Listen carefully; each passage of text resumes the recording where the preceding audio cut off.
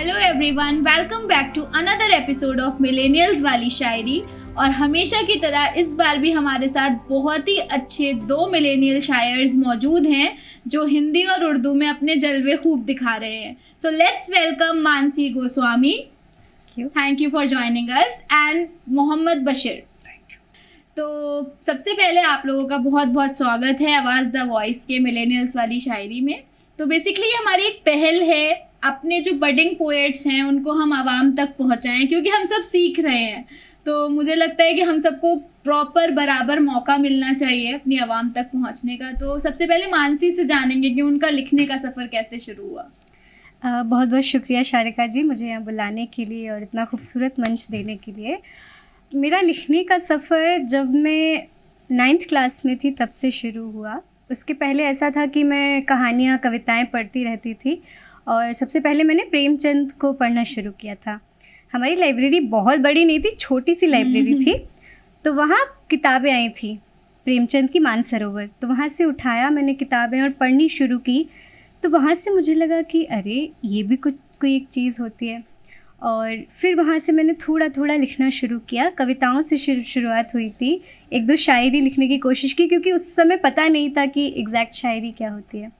तो वहाँ से मेरा ये लिखने का सफ़र चालू हुआ और तब से मेरी कोशिश रही है कि मैं लिखते रहूँ, कुछ ना कुछ गढ़ते पढ़ते रहूँ हर रोज़। बहुत शुक्रिया बताने के लिए। और अब हम बशीर से जानेंगे, जिनका मुझे इंस्टाग्राम नेम बार बार याद आ रहा है, अलिफ बशीर। तो मैं अपने आप को स्टॉप कर रही हूँ कि आपने कैसे लिखना शुरू किया। अब आप जैसे जानते ही हैं कि पोएट्री से पहले मैंने कहानियाँ लिखना शुरू की थी और उसका जो सफ़र था वो 11th क्लास में शुरू हुआ।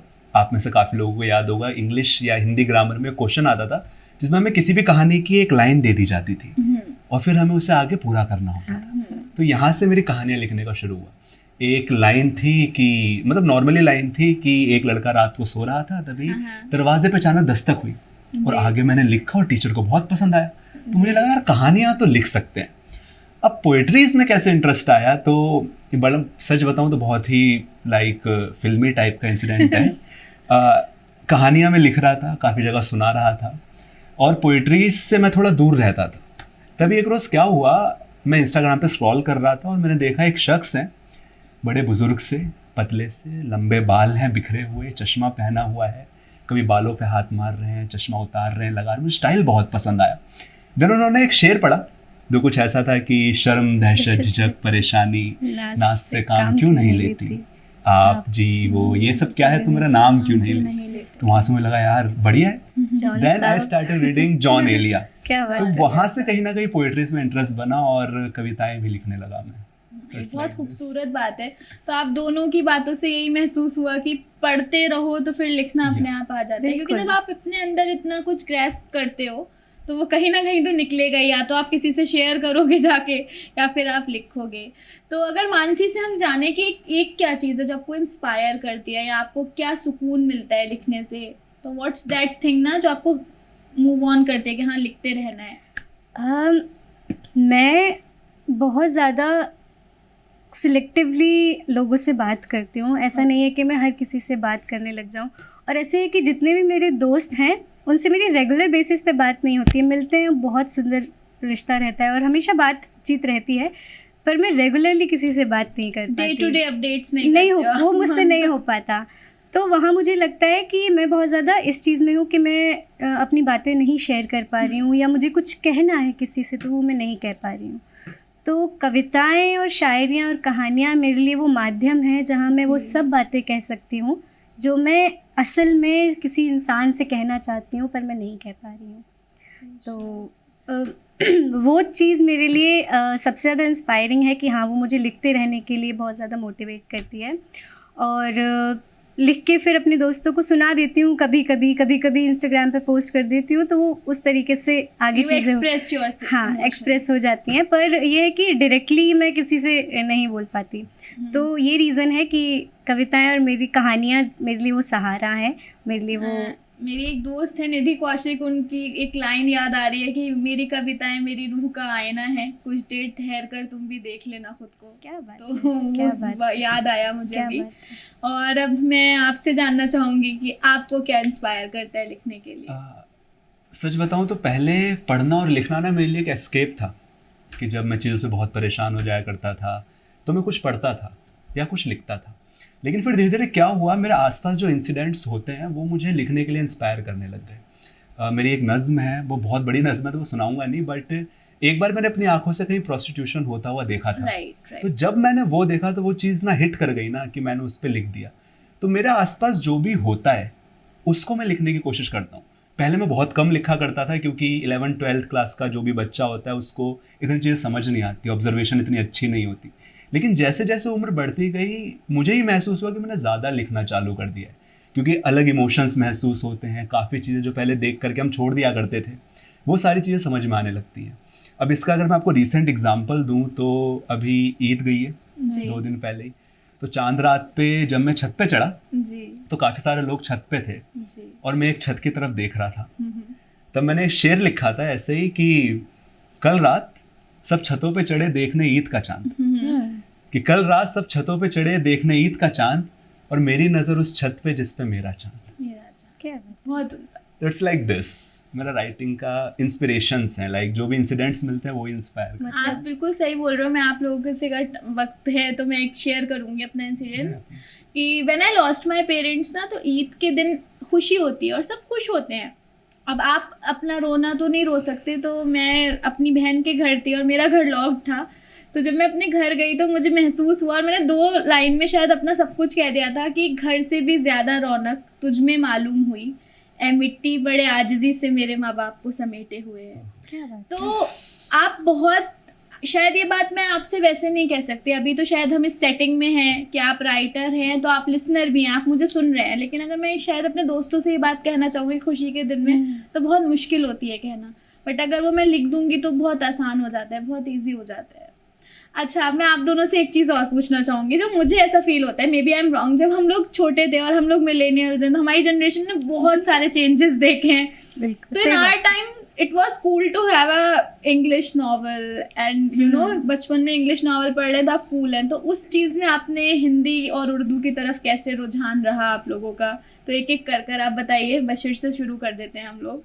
देखिए, जो मेरा पढ़ने का सफ़र था जी। कहानियों की अगर मैं बात करूं जी तो वो इंग्लिश नॉवल से ही शुरू हुआ। राइट। स्टीफन किंग करके राइटर हैं, बहुत अमेजिंग राइटर हैं। अभी भी अगर आप मेरी शेल्फ जा करके चेक करेंगे तो एक पूरा कॉर्नर उनके लिए डेडिकेटेड है, क्योंकि मैंने Wow. उनको इतना पढ़ा है। वाओ। लेकिन हिंदी में मेरा इंटरेस्ट शायरियों की वजह से जागा।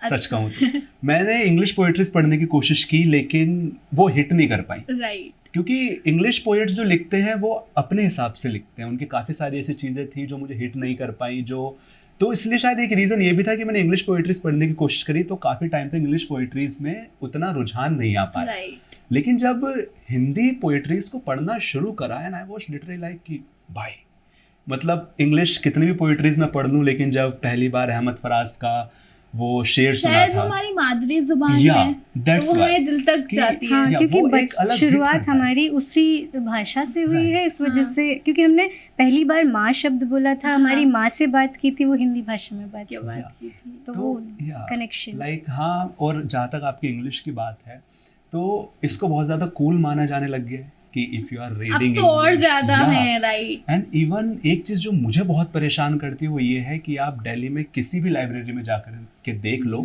एक बहुत बड़ा पार्ट लाइब्रेरी का इंग्लिश नॉवेल्स या पोएट्रीज कवर करती है। एंड देन 2-4 उर्दू हाँ। के और वो रखे होते हैं। उर्दू तो रेयरली मिलती है बहुत और कम हिंदी होते को हैं। एक छोटा सा कोना दे दिया जाता है कि हाँ। अगर कोई आ गया तो ले जाएगा। ले जाएगा। It's like this. तो Right. इसको चेंज करने की जरूरत है। 80% अगर हम, शायद गलत नहीं है कहना, इंग्लिश सेक्शन होता है और Yeah. 20% में हिंदी, उर्दू और एंड इट्स कॉमिक्स। बिकॉज कि काफी सारे ना हमारी ही गलती है कि हम अपने जो पुराने लेखक थे या जो अभी हमारे लेखक हैं उनको इतना एडवर्टाइज नहीं कर पा रहे हैं। शायद उसका रीजन ये है। कितने को तो ये भी नहीं पता कि मंटो कौन है।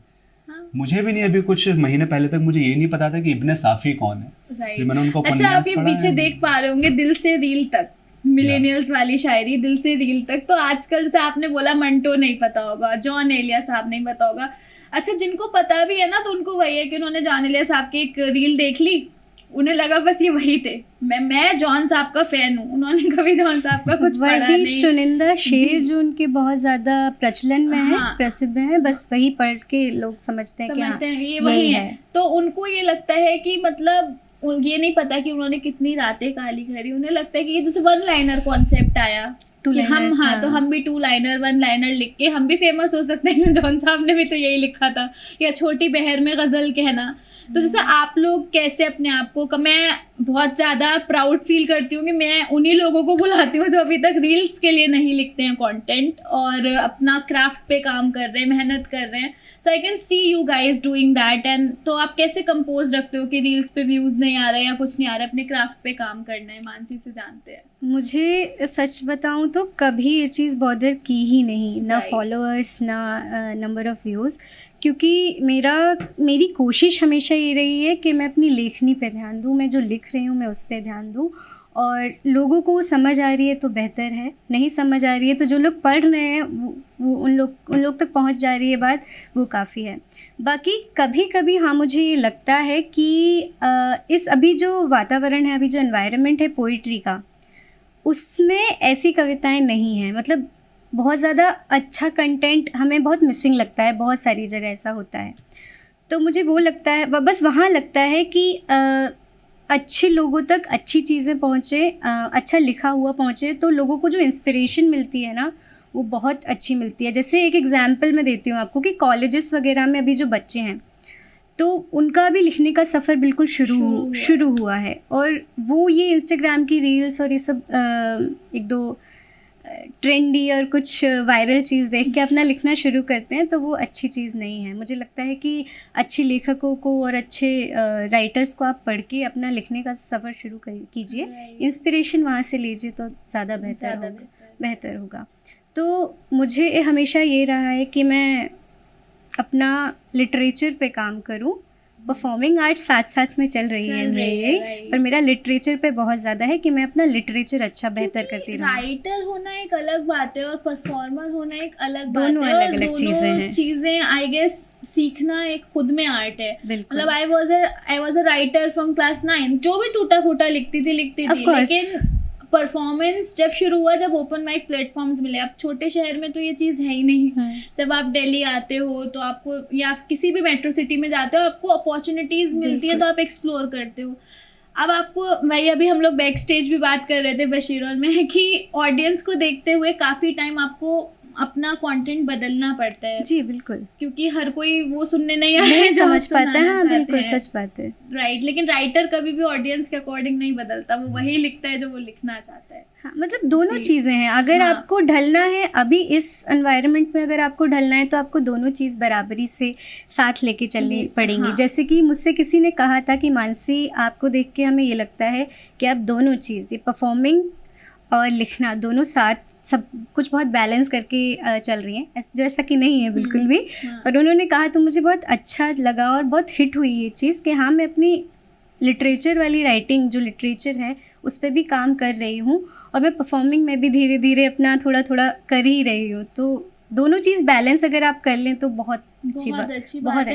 इवन अगर आप 10 पीसेस लिख रहे हो अपनी खुशी के लिए, ज़रूरी थोड़ी ना वो 10 आप दुनिया को सुनाओ। जॉन साहब ने तो अपनी डायरीज में आग लगा दी थी, तो कुछ तो आप अपने लिए भी लिख सकते हो। बिल्कुल जी। मेरी एक डायरी चोरी हो चुकी है, पर उसका मुझे बहुत दुख था, पर खैर नया हमेशा लिखा जा सकता है।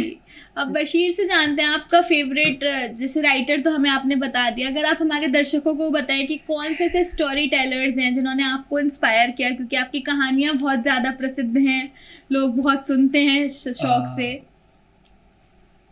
स्टोरी टेलर्स की अगर मैं बात करूँ तो ऑफ कोर्स नीलेश मिश्रा, पूरा बिग टाइम फैन।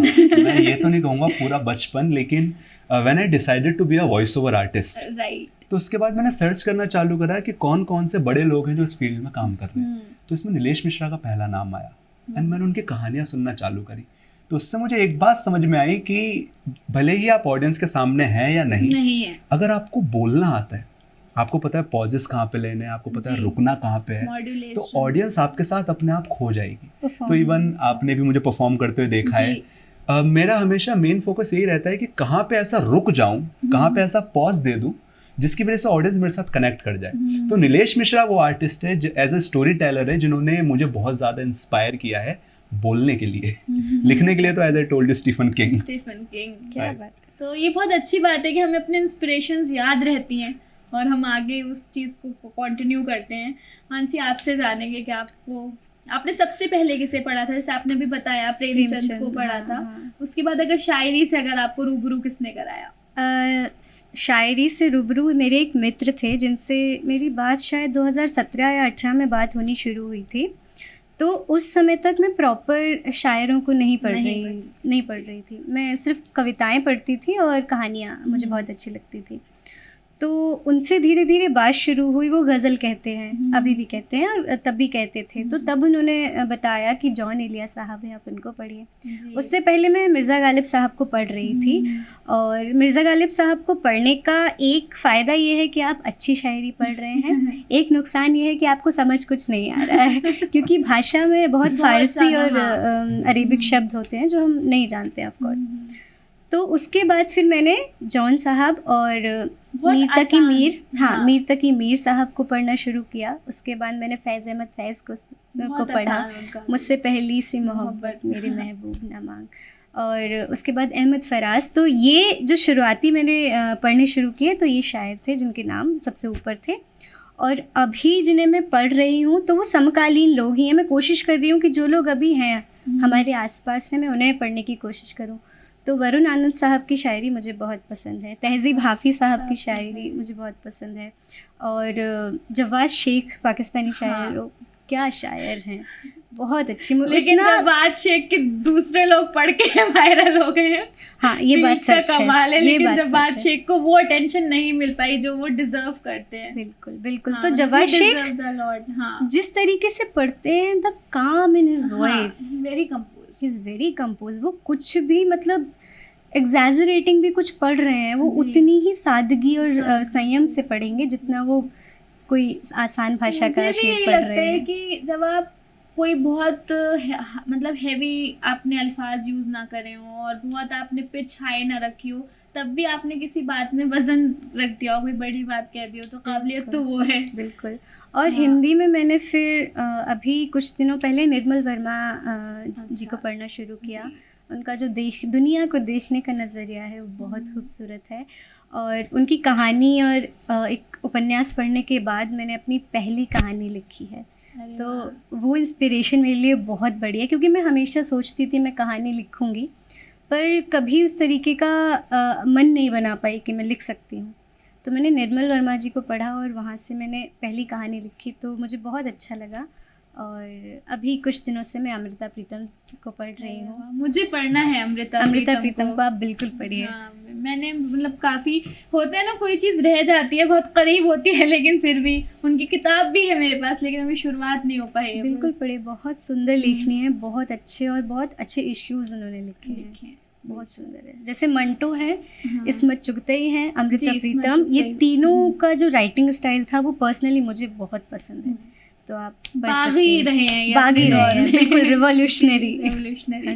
चलिए, तो अब बातें हो गई हैं, अब आप सब कुछ सुनते हैं, थोड़ा सा दोनों को जानते हैं कि आपका रंग क्या है लिखने का। तो बशीर, आप सुनाइए कुछ।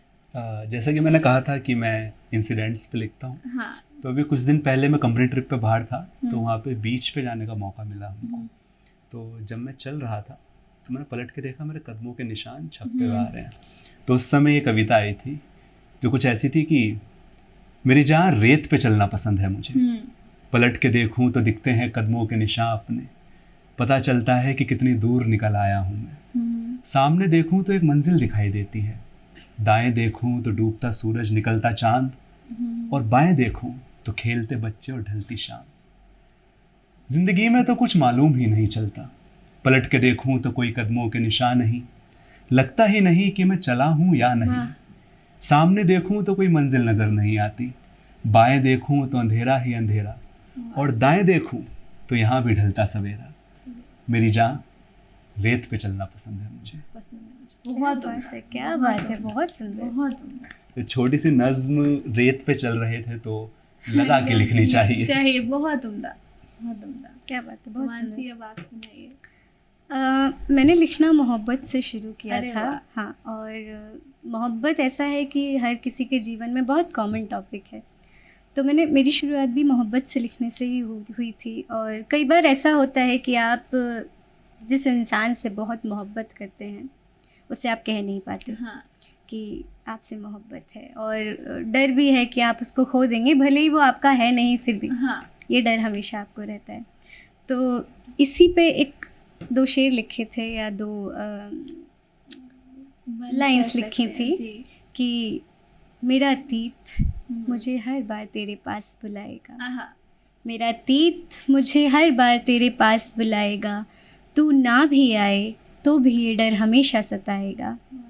वो बात जो जीते जी उम्र भर तुझसे ना कह सकी, वो बात जो जीते जी उम्र भर तुझसे ना कह सकी, वो बात मेरे जाने के बाद ज़माना गुनगुनाएगा, वो बात मेरे जाने के बाद ज़माना गुनगुनाएगा। क्या तो ये था कि मैं कह तो नहीं सकती, पर हाँ। मैं कविताएं लिख रही हूँ, मैं अपनी नज़में लिख रही हूँ, तो कहीं ना कहीं से उस तक पहुँच जा रही हैं, या उस तक पहुँच जा रही हैं, आपके प्रेम तक पहुँच जा रही हैं, तो वो ये बहुत बड़ी बात है मेरे हिसाब से। इसके बाद फिर मैंने थोड़ा बहुत स्त्री विमर्श पे लिखना शुरू किया था, और ज़िंदगी की तरफ थोड़ा सा लिखना शुरू किया था। तो ज़िंदगी पे एक क्योंकि मेरा मैथ्स बैकग्राउंड है, मैं मैथ्स की स्टूडेंट रही हूँ, तो एक कविता है गुणा भाग। अब गुणा भाग नंबर 1 होता है, 1 को आप डिवाइड करेंगे हाफ हाफ हो जाता है, फिर उस हाफ हाफ को भी डिवाइड करेंगे तो 1/4 1/4 1/4 1/4। तो कविता है कि एक जीवन काल में होते हैं कई बार गुणा भाग, 1/4 जीवन निकल जाता है आशाओं में, 1/4 जीवन निकलता है उन सपनों को पूरा करने में जो आपने पहले बार में सोचे थे, 1/4 का आधा निकलता है उन सपनों में, और आधा निकलता है उन सपनों को भूलने में, और बाकी 1/4 का हिसाब हम पूरी ज़िंदगी लगाते रहते हैं। पूरी ज़िंदगी की गलतियाँ भी हमें इसी 1/4 में याद आती हैं, और इस 1/4 जीवन के ख़त्म होते होते हम भी हो जाते हैं समाप्त। बहुत उम्दा हकीकत है ये ज़िंदगी की, कि हम जिन चीज़ों के पीछे भागते हैं वो चीज़ें हमसे उतना ही दूर भागती हैं। बस बाकी ये है कि हम अपनी अपनी सब लड़ाई लड़ रहे हैं, जी, कोई किस तरीके से लड़ रहा है, हर कोई अपनी अपनी तरह से परेशान है, या ज़िंदगी में जद्दोजहद कर रहा है। जी, तो उसके लिए मैं हमेशा ये चीज़ कहती हूँ कि लड़ो, कि बिना लड़े कुछ संभव नहीं है, जी, प्रेम करो कि बिना प्रेम की दुनिया उजड़ने को है। बहुत उम्दा। तो काफ़ी अच्छा लगा आप लोगों से मिलके, आपको सुन के, और लिखने की सबसे ज़्यादा खूबसूरत बात यह है कि लिखते आप हो, लगता है कि ये हमारी कहानी है, और वाइसी वर्सा। तो और मुझे लगता है यही आपको एक हिम्मत देती है आगे लिखते रहने के लिए, जब लोग आपसे रिलेट करते हैं, आपको भी आई एम श्योर आके बोलते होंगे कि अरे ये तो आपने वो लिख दिया जो हम कहना चाह रहे थे, और यही शायद एक राइटर का अचीवमेंट है। तो बहुत अच्छा लगा आप लोगों से मिलके। कोई लास्ट में ऐसा कुछ मैसेज है जो आप हमारे आवाम को देना चाहते हैं, तो आपसे रिक्वेस्ट है कि आप दीजिए। बिल्कुल, जैसे कि हम इस प्लेटफॉर्म से जुड़े, तो मुझे लगता है कि जितने भी लोग हैं वो पढ़ने लिखने वाले लोग होंगे, या शायरी से जुड़े लोग होंगे, तो आप सभी से यही एक दरख्वास्त है या एक एडवाइस है कि आप अच्छा लिखने के लिए पहले अच्छे पाठक बनिए। जी, अगर आप अच्छा पढ़ेंगे, अच्छा सुनेंगे, तो अच्छे पाठक और अच्छा श्रोता ही अच्छा लेखक बन सकता है। तो ये एक एडवाइस है मेरी आप सभी के लिए। To be a good speaker you have to be a good listener. Good listener, yes. मैं तो बस यही कहना चाहता हूँ कि ठीक है, इंग्लिश राइटर्स बहुत अच्छे हैं, मैंने काफ़ी टाइम तक उनको ही पढ़ा है, बट थोड़ा बहुत हिंदी राइटर्स को भी पढ़ो, अमृता प्रीतम जी को पढ़ो, मंटो को पढ़ो, इसमें चुगताई को पढ़ो। जी, इनकी जो लेखनी है उसमें पहलू ही कुछ और है, जी, और जब आप इनको पढ़ेंगे तो आप महसूस करेंगे कि कितनी खूबसूरती से कितने सारे सच इन्होंने हमारे सामने ला करके रख दिए हैं। तो इंग्लिश पढ़ते हो अच्छी बात है, हिंदी को भी पढ़ो थोड़ा थोड़ा। बात ये भी है ना कि अभी अगर मैं आपसे कोरसों की बात करूं, आप इतना नहीं रिलेट करोगे, मैं आलू पराठे की बात करूंगी आप रिलेट करोगे, क्योंकि आपने वो चीज़ खाई है। तो ऐसे मौजूद जिनसे हम गुजरे ही नहीं हैं, जैसे हम लोगों ने एक वुमेन्स डे के में परफॉर्म किया था साथ में, तो शायद हम उन बैकग्राउंड से आए हैं, हमने वो स्ट्रगल्स देखे हैं, तो हम रिलेट कर पाए रहे हैं। बिल्कुल, अगर हम यही चीज़ वेस्टर्न कल्चर में जाके बोलेंगे तो वो लोग क्यों रिलेट करेंगे, क्योंकि उन्होंने तो वो स्ट्रगल्स देखे नहीं, उन्हें नहीं पता कि स्कूल जाने को भी कोई मना कर सकता है। सच बात है। हाँ, या उन्हें नहीं पता कि लड़कियों को खामोश भी कराया जाता है। तो बेसिक राइट्स भी ना हमारे लिए आम चीज़ भी आम नहीं थी, तो ये था। तो thank you so much for joining us. और आप लोग देख रहे थे मिलेनियल्स वाली शायरी। फिर मुलाकात होगी अगले एपिसोड में 2 बहुत ही अद्भुत शायरों के साथ। शुक्रिया।